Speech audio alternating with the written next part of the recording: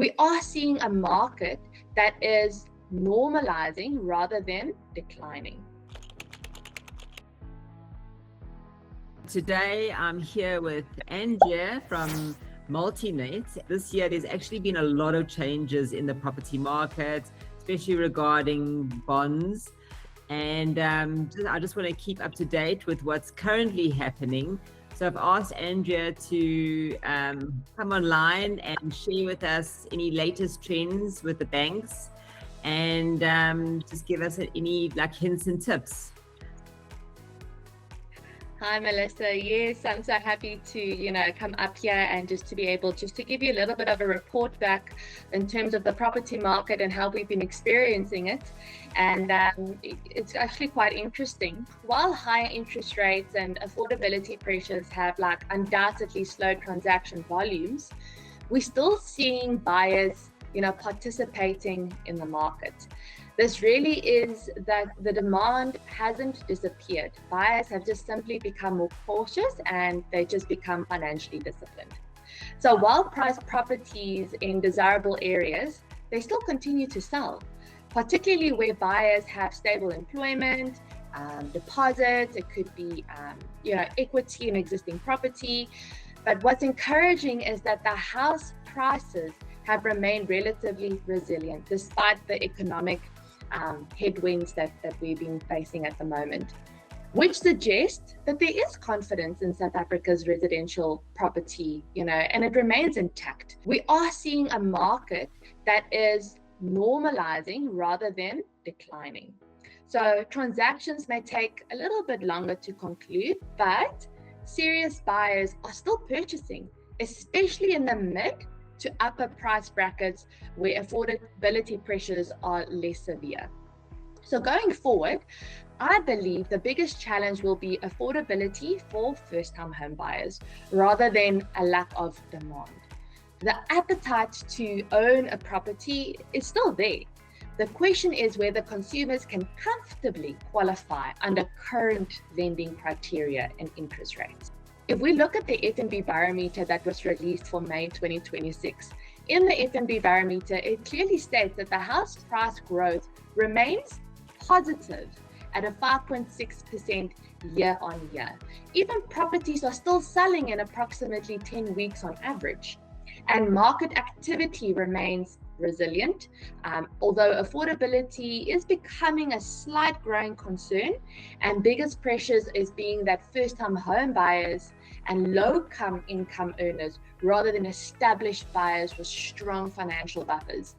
So yeah, it's not necessarily that there is a lack of demand. It's not necessarily that people still want to buy. People are still out there buying. It's just what's currently happening in the market. Who's struggling at the moment is a little bit first-time home buyers, but demand is still there. Oh, that's awesome news. And that is why it's always so important to be pre-approved. When my clients come to me and they say they're interested in a property, I send them straight to Andrea. And Andrea does not pre-approvals for me, because at least then there's some direction. When these first-time home buyers come out, or anyone entering the market, when you go out there and you start searching for properties, at least you got direction and you can definitely afford the properties that you are looking at. So the banks are giving us for her first-time home buyers the bond costs. So they're assisting them with the costs involved in the transfers. But now we just want to go into a little explanation of what happens when there's a deposit involved. Good question, Melissa, and we've been receiving this so many times, day after day. And I think it is important to touch on this, because one of the biggest misconceptions among first-time home buyers is that they can put down a deposit and still ask the banks for finance of all their costs. In reality, most banks will generally look at what is in two ways. Either the buyer contributes a deposit towards the purchase, or the buyer applies for 100% plus costs. The banks view that if a purchaser has funds available for a deposit, the same funds can be used to cover the transfer and bond registration costs. So as a result, many first-time home buyers are often faced with a choice between, do I use my savings for the deposit or using it for my costs? So it's either the sense of that, not that affordability is a concern, but it could be rather, where am I going to place my costs? Despite the challenge that we are seeing among the first-time home buyers, the desire to own property is still very much there among first-time home buyers. So they need to be financially prepared and understand that banks typically assess available savings as part of the overall transaction structure. In many cases, it's either deposit contribution or 100% plus cost included. That's perfect. Thanks for clarifying this for us. And is there anything else that we should know that's happening in the markets regarding bonds? Well, no, just necessarily is that, like we've mentioned before, regarding what FNB Barometer has pointed out and other news-related articles about the property market and what we found in the property market at the moment with bonds coming in. Yes, it was a slow start since the interest rate has obviously picked up to 10.5%, but demand's still there.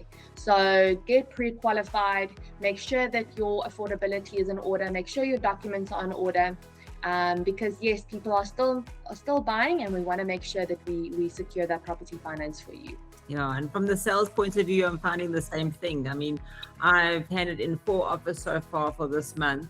So buyers are definitely purchasing. So if you're thinking about purchasing, definitely don't wait. Purchase now, because the market is still buoyant. It's still active. So yeah, don't delay. Make those offers today. Right. Thanks very much, Andrea. I really appreciate you coming online and just giving us some advice and giving us the latest trends with all things related to bonds. You're welcome, Melissa. Only a pleasure. And if anybody needs any additional queries need to be answered, please, they're more than welcome to reach out to you to ask my number. I will more than happy to jump on a call and be able to explain their criteria to them. You always do. You're very helpful. Everybody says you're very helpful. Anyway, thanks so much. Bye. And remember, Melissa moves you home.